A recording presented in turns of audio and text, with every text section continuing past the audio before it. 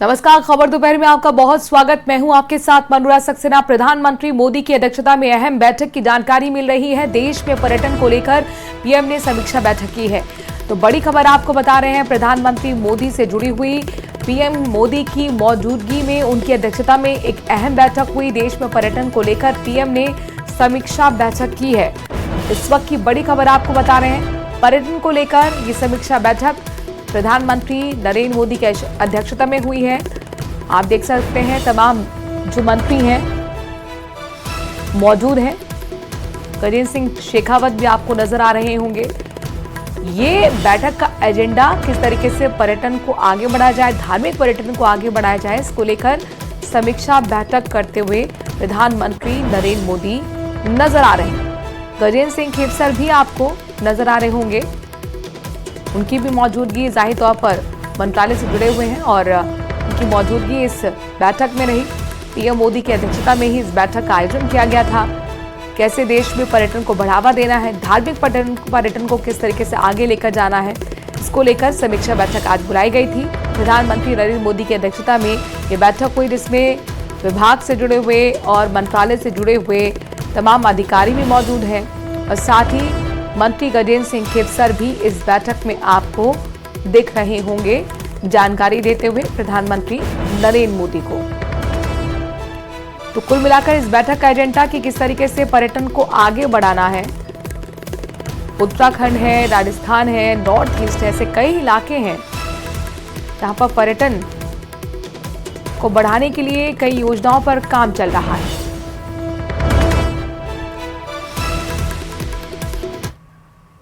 और इस बीच एक और बड़ी खबर आपको बताते हैं। बीजेपी विधायक कंवरलाल मीणा की सदस्यता से जुड़ा मामला। बड़ी खबर जयपुर से है। विधानसभा अध्यक्ष वासुदेव देवनानी से कांग्रेस प्रतिनिधिमंडल मुलाकात करेगा।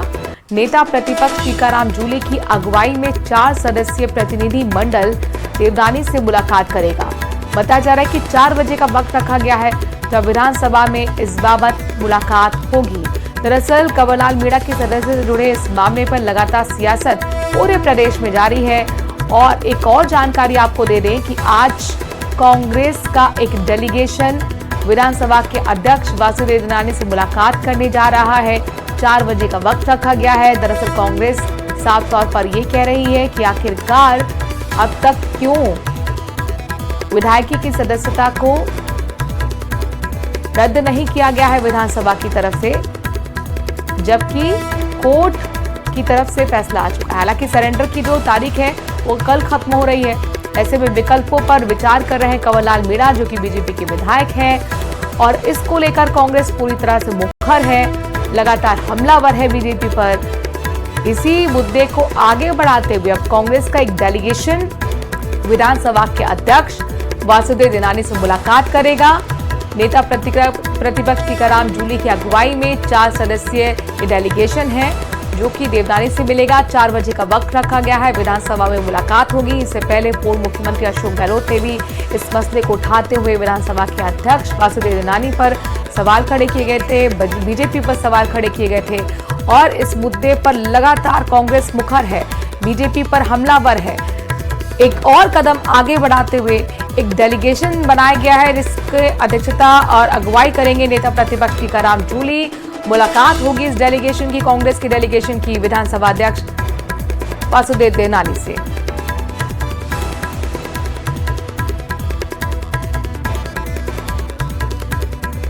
इस बीच ब्रेकिंग न्यूज है श्रीगंगानगर से, जहां पर दुर्गा मंदिर स्थित दुकान में भीषण आग लग गई और आग की चपेट में पूरे दुकान का सामान आ गया।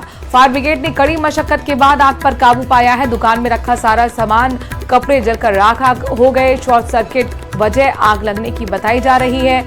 लगातार जिस तरीके से गर्मी बढ़ रही है, आग की घटनाएं भी सामने आ रही हैं। और इसी तरह की एक और खबर श्रीगंगानगर से आपको दिखा रहे हैं। दुर्गा मंदिर स्थित ये दुकान है, जहां कपड़े की ये दुकान है जिसमें आग लगी।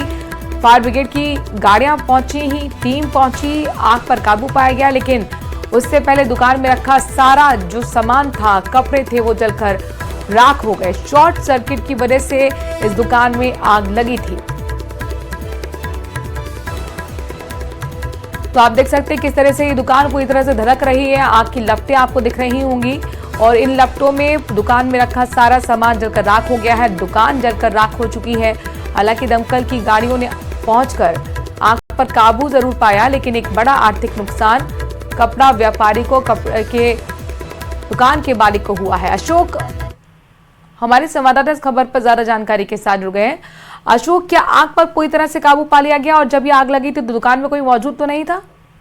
हाँ बिल्कुल, देखिए दुकान में लगी आग पर लगभग काबू पा लिया गया है। फिलहाल दुकानदार के द्वारा दुकान में हुए नुकसान का जायजा लिया जा रहा है, लेकिन जब दुकान में आगजनी की घटना हुई तो दुकानदार खुद मौजूद थे। चूंकि इस समय श्री गंगानगर में काफी भीषण गर्मी पड़ रही है, तापमान 45-46 डिग्री सेल्सियस को भी पार कर गया है, तो संभवतः दुकान में चल रहे एसी और अन्य उपकरणों की वजह से शॉर्ट सर्किट हुआ और शॉर्ट सर्किट के कारण इस दुकान में आग लग गई।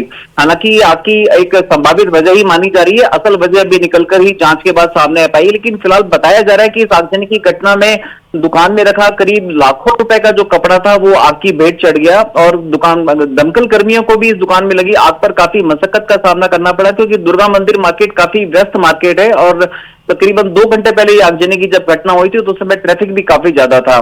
फिलहाल दुकानदार के द्वारा उसकी दुकान में रखे हुए कपड़े जिनका नुकसान हुआ है उसका जायजा लिया जा रहा है। जी शुक्रिया अशोक, तमाम जानकारी हम तक पहुंचाने के लिए। न्यूज़ 18 अपने दर्शकों से भी अपील करता है कि एसी में जाहिर तौर पर शॉर्ट सर्किट की ऐसी बहुत सारी घटनाएं हो रही हैं, बेहतर होगा लगातार एसी को ना चलाकर बीच में उसे ब्रेक दे। इस बीच एक और ब्रेकिंग न्यूज अजमेर से बड़ी खबर आपको बताते हैं। राजस्थान माध्यमिक शिक्षा बोर्ड जल्द ही 10वीं और 12वीं का रिजल्ट जारी करेगा। इसी महीने के अंत में पहले 12वीं के अलग अलग सब्जेक्ट का रिजल्ट जारी होगा। 10वीं का रिजल्ट भी अंतिम सप्ताह में ही जारी हो सकता है।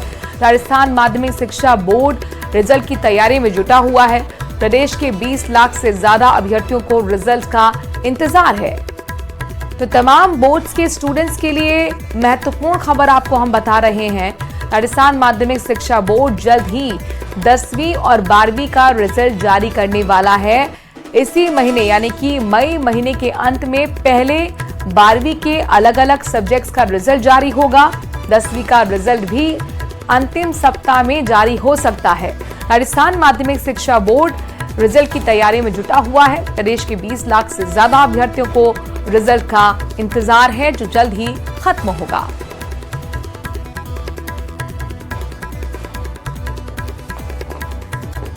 केंद्र के मुताबिक बीकानेर, जयपुर और भरतपुर संभाग के कुछ क्षेत्रों में अधिकतम तापमान 44 से 47 डिग्री सेल्सियस तक पहुंचने और हीट वेव की स्थिति बनने की आशंका है। मौसम विभाग ने अगले 48 घंटे में अधिकतम तापमान 102 डिग्री बढ़ने की आशंका जताई है। 21 से 23 मई के बीच बीकानेर, जोधपुर, जयपुर और भरतपुर संभाग में अधिकतम तापमान 45 से 47 डिग्री तक पहुंच सकता है। साथ ही तीव्र हीटवेव का पूर्वानुमान भी है। तो वहीं सीमावर्ती क्षेत्रों में धूल भरी हवाएं चल सकती हैं। हालांकि उदयपुर और कोटा संभाग के कुछ इलाकों में दोपहर के बाद तेज मेघ गर्जन के साथ अंधड़ बारिश की संभावना भी है। 22 और 23 मई को जयपुर, भरतपुर और बीकानेर संभाग में भी दोपहर बाद अंधड़ और बारिश की संभावना जताई गई है। लगातार जारी है।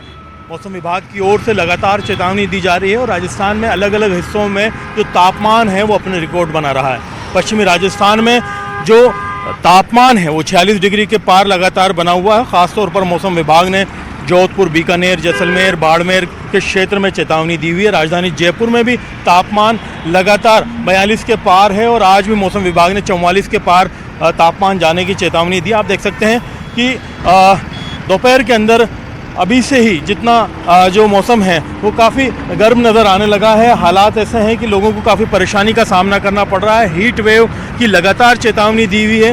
हालांकि मौसम विभाग की ओर से जो चेतावनी जारी की गई है उसमें आने वाले 4-5 दिन कोई राहत मिलने के आसार नज़र नहीं आ रहे, लेकिन पश्चिमी राजस्थान में हीट वेव के साथ साथ रातों में भी तापमान में इजाफे की चेतावनी दी गई है। पश्चिमी राजस्थान के अलावा अगर पूर्वी राजस्थान की बात करें तो जयपुर समेत जो भरतपुर का क्षेत्र है, कोटा है, इधर के इलाके के अंदर 24 से 25 मई के आसपास हल्की फुल्की बरसात और मौसम में तब्दीली देखने को मिल सकती है। 25 मई के बाद ही नौतपा भी शुरू होना है। ऐसे में लोगों को ज़रूरी है कि मौसम के इस तल्ख दौर के अंदर खुद का ध्यान रखें, क्योंकि जो चेतावनी है उसके मुताबिक लोगों को काफ़ी परेशानी का सामना करना पड़ सकता है। और अभी तक जो मई का दौर रहा है, सामान्य तौर पर जो मई में तापमान होता है उससे 4 से 5 डिग्री इस बार अप्रैल की तरह मई में भी तापमान ज़्यादा दर्ज किया जा रहा है। कैमरा पर्सन दिलीप चेची के साथ में अरबाज अहमद, न्यूज़ 18 के लिए जयपुर से। तो प्रचंड गर्मी के तीखे तेवर देखने को मिल रहे हैं। जैसे जैसे दिन बढ़ रहा है, सूरज की तपिश भी बढ़ रही है। सड़कों पर दोपहिया वाहन चालकों की तादाद घटती जा रही है। कोटा में तापमान 44 डिग्री को पार कर गया, जिससे आम लोगों को परेशानी बढ़ गई। 25 मई तक मौसम में बदलाव देखने को मिल सकता है।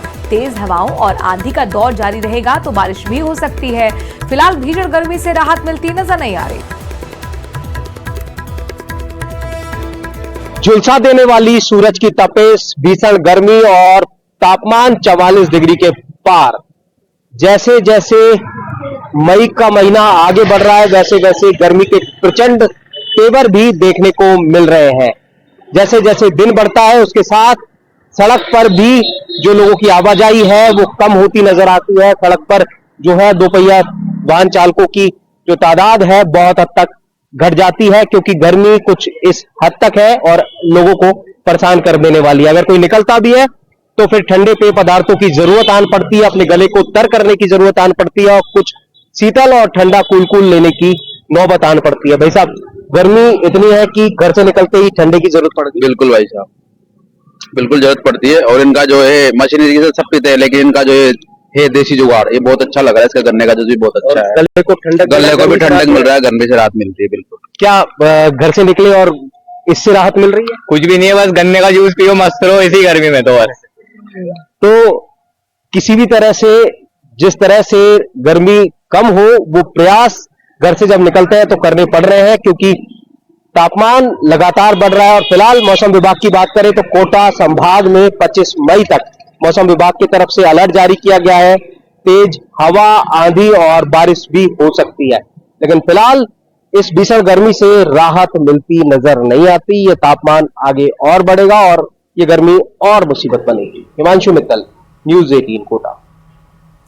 सांसद उम्मीदराम मेनीवाल और मध्य प्रदेश प्रभारी हरीश चौधरी का जैसलमेर पहुंचने पर जोरदार स्वागत किया गया।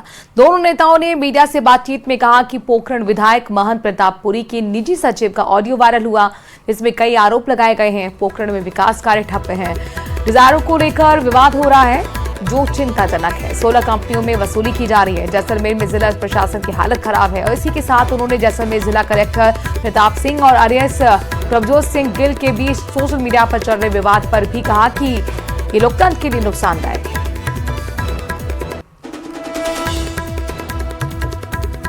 जैसलमेर जिले के अंदर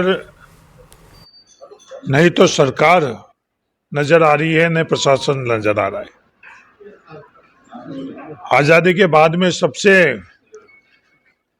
ज्यादा अगर जैसलमेर के नागरिकों की स्थितियां खराब हो रही है तो पिछले 19 महीनों में हो रही है। देखिए, इस तरीके का आरोप प्रत्यारोप ठीक नहीं है। और उनका जो विवाद वीडियो के सामने आया है तो उसके अंदर कंपटीशन लगा रहता है कि पहले वाले विधायक जी थे, अपने कार्यकाल में ये किया, आप नहीं करवा रहे हो, वो नहीं करवा रहे हो। तो उनके अंदर होड़ लगी हुई है कि किस प्रकार ये कंपनियां आई हुई है, इनके ज़्यादा से ज़्यादा वसूली की जाए।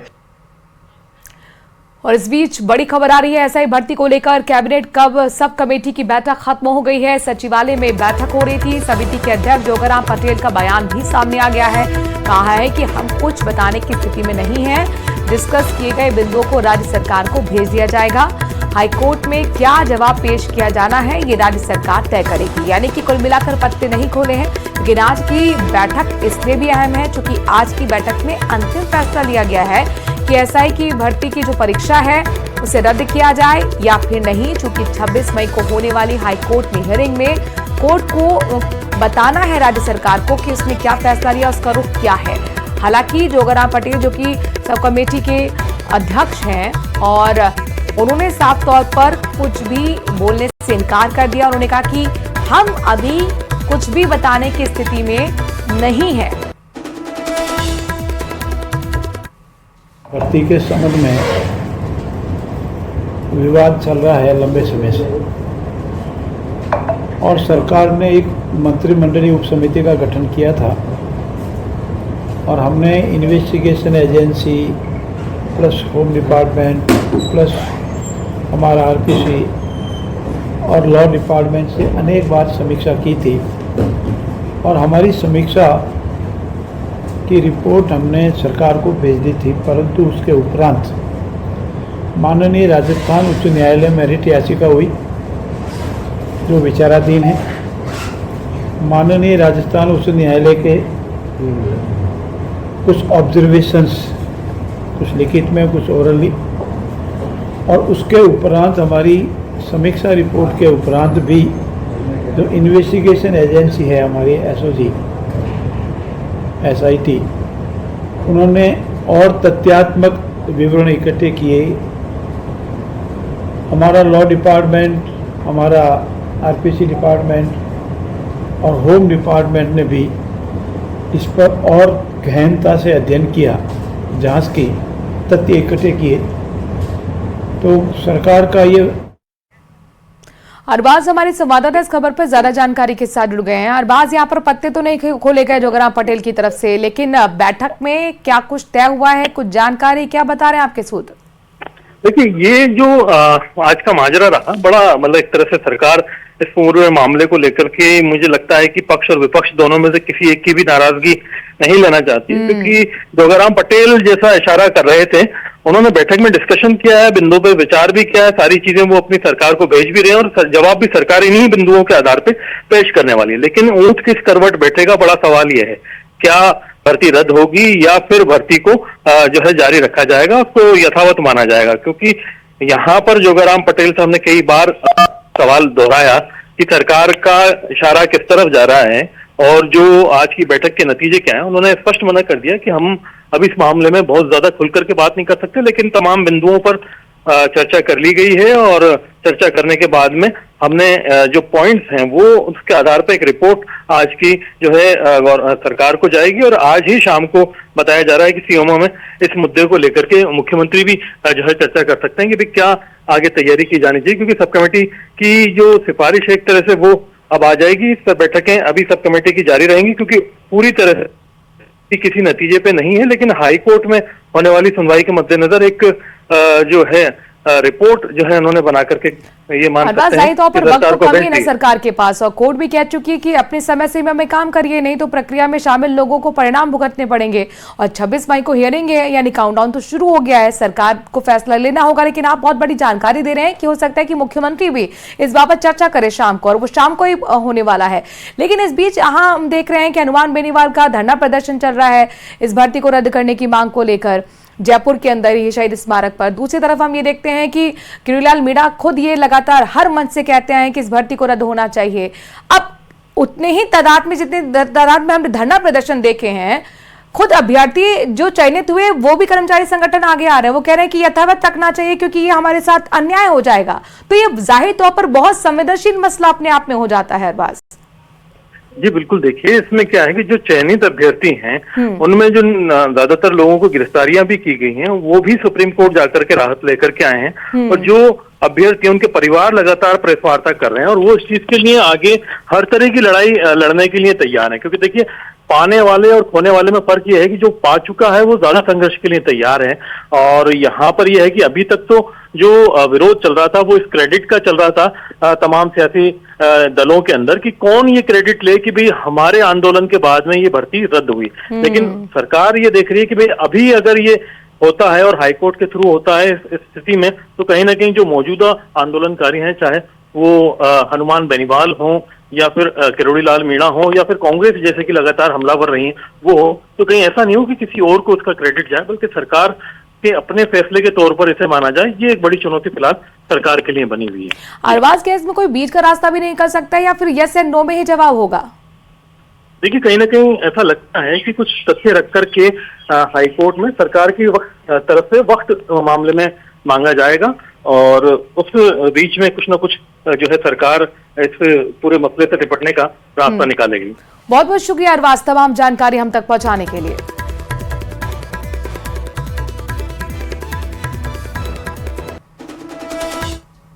और अब बात प्रधानमंत्री के बीकानेर दौरे की करते हैं। दरअसल बीकानेर में प्रधानमंत्री नरेंद्र मोदी के दौरे की तैयारी का जायजा लेने आए बीजेपी के प्रदेश अध्यक्ष मदन राठौर ने आज बीजेपी संभाग कार्यालय में प्रेस वार्ता को संबोधित किया। इस दौरान राठौर ने पीएम के दौरे की जानकारी देने के साथ ही कांग्रेस पर भी पलटवार किया। प्रदेश अध्यक्ष राठौर ने कहा कि विदेश मंत्री पूरे तरीके से गंभीर है और हर विषय की जानकारी रखती है, लेकिन विपक्ष और राहुल गांधी बिना किसी तैयारी के कई सवाल करते हैं। वहीं उन्होंने विधानसभा अध्यक्ष पर मनमानी का आरोप लगाया और कांग्रेस प्रदेश अध्यक्ष गोविंद सिंह डोटासरा पर तंज कसा। प्रेस वार्ता में केंद्रीय कानून मंत्री अर्जुन मेघवाल, किसान आयोग के अध्यक्ष सीआर चौधरी सहित कई पदाधिकारी भी मौजूद रहे। ये विपक्ष कुछ भी राहुल गांधी जी क्या क्या सवाल करते हैं, पहले तैयारी नहीं करते। अब विदेश मंत्री इतना गंभीर है, हर विषय पर पूरी जानकारी रखते हैं, आधिकारिक रूप से वो पूरी विषय वस्तु भी रखते हैं, कहीं कोई कमी नहीं छोड़ी। और जब फाइटर प्लेन की जो बात कर रहे हैं तो हमारे बिल्कुल सभी व्यवस्थाओं में चाक चौबंद है, सुरक्षित है, कहीं किसी प्रकार की अप्रिय नहीं है। अगली खबर टोंक से आपको दिखाते हैं, जहां पर उपचुनाव के दौरान समरावता में थप्पड़ कांड मामले में आज नरेश मीणा की SC/ST कोर्ट में पेशी हुई। FIR नंबर 166/24 और 167/24 पर चर्चा बहस हुई। अब चार्ज बहस पर फैसला बाकी है। नरेश मीणा के वकील फतेहराम मीणा ने पैरवी की। पेशी के लिए नरेश मीणा को कड़ी सुरक्षा के बीच बूंदी से टोंक लेकर पहुंची पुलिस। पेशी के बाद फिर बूंदी के लिए पुलिस रवाना हो गई।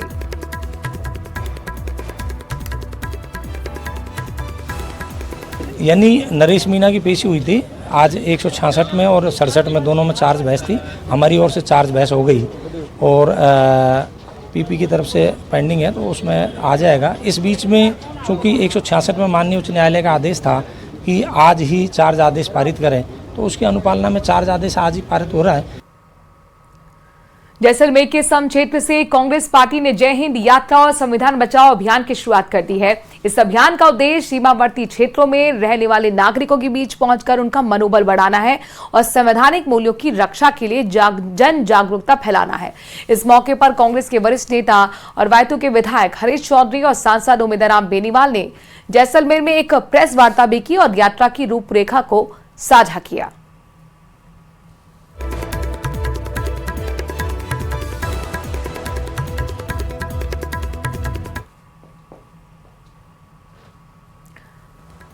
दौसा कलेक्ट्रेट में आज बम की सूचना से हड़कंप मच गया। जैसे ही सूचना मिली, पुलिस और प्रशासनिक अधिकारी मौके पर पहुंच गए। कलेक्टर SP कार्यालय को पूरी तरह से खाली कराया गया। सभी कर्मचारियों को कलेक्टर परिसर से बाहर निकाल दिया गया। चप्पे चप्पे की जांच की गई। जानकारी के मुताबिक दौसा के DSP रवि प्रकाश शर्मा को कलेक्ट्रेट में बम की धमकी का ईमेल आया था और इस सूचना के बाद कलेक्ट्रेट में जांच अभियान चलाया गया। दौसा कलेक्ट्रेट में बम होने की सूचना है, उसके बाद में हड़कंप मचा हुआ है। पूरे कलेक्ट्रेट परिसर को खाली कराया जाता है। ये SDM का कार्यालय है। SDM कार्यालय की आप तस्वीर अंदर से देख सकते हो किस प्रकार जो बम की तलाश की जा रही है। यहाँ पर जो टीमें हैं वो लगातार अंदर लगी हुई हैं और हम आपको तस्वीरें दिखाने की कोशिश करेंगे कि पूरे कार्यालय को खाली करा लिया गया है। एक भी कर्मचारी इस कार्यालय में मौजूद नहीं है। और यहाँ पर आप देखो किस तरह की जो तस्वीरें आप देख पा रहे हो कि जो टीम है वो कोशिश कर रही है कि किसी प्रकार का बम जैसी कोई वस्तु सामग्री यहाँ पर नहीं हो, इसके लिए पूरी कोशिश की जा रही है।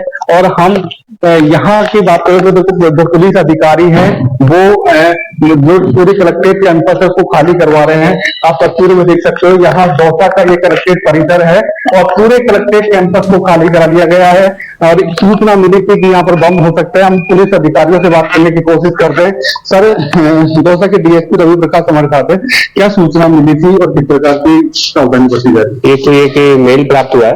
उस मेल में कलेक्ट्रेट परिसर में RDX से रखे होने की सूचना प्राप्त हुई है। उस सिलसिले में पूरे परिसर को खाली करवाया गया है और हमारी जो टीम है उसके द्वारा हर एक जो है चीज, हर एक जो कमरा है, हर एक जो वस्तु है उनको चेक किया जा रहा है और उसके बाद जो भी होगा आप बताइए। पूरे कार्यालय को खाली करा लिया? हाँ, पूरा परिसर जो है कलेक्ट्रेट परिसर है, पुलिस अधीक्षक का जो है कार्यालय है, बाकी और भी जो जितने भी परिसर में जो भी ऑफिस है सारी खाली करा। बिल्कुल लगातार पूरी सतर्कता बरती जा रही है क्योंकि आरडीएक्स होने की सूचना है, बम हो सकता है, इसकी संभावना को चलते हुए पूरा ये एक तरीके से कलेक्टेड कैंपस को खाली कराया गया है। हो सकता है कि ये आंतरिक सुरक्षा को जांच का एक माध्यम हो, लेकिन वर्तमान में यही सूचना दी गई है कि एक ईमेल आया है जिसमें यह है कि दौसा कलेक्ट्रेट में बम हो सकता है और उसके बाद में। और इसी के साथ वक्त थोड़े से ब्रेक का है, लेकिन खबरों का सिलसिला जारी है न्यूज़ 18 राजस्थान पर।